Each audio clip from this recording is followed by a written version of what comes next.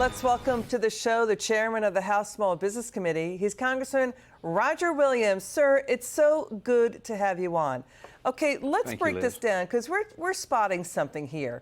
So President Biden at that White House Correspondents' Dinner made fun and mocked the New York Times because they're saying Biden is actively and effectively not talking to the press, setting a dangerous precedent, not doing sit-down interviews with major media.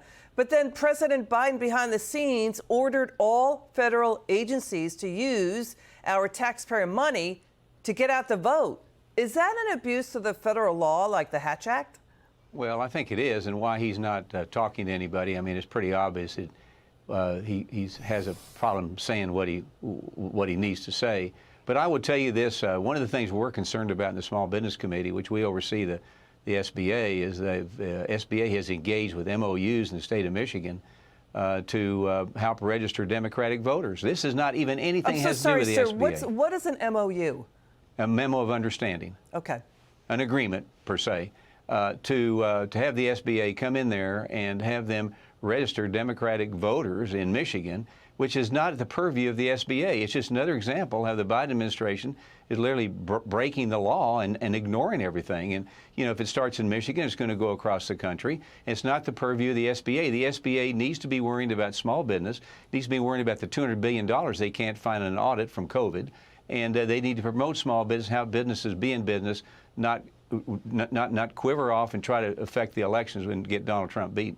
So it's SBA. We're also hearing agencies like HHS, the Education Department, Agriculture, HUD, pushing voter registration instead of doing their day job, pushing states to tout voter registration information and things like child nutrition programs, putting registration signs on the lobbies of their thousands of offices nationwide. HUD is promising to work with more than 3,000 public housing authorities to register voters.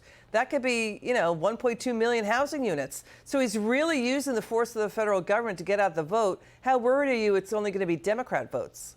Well, I mean, that's what it's going to be. That's where they are, and they're focused in, like in Michigan, in the southern part, where all the Democratic havens are.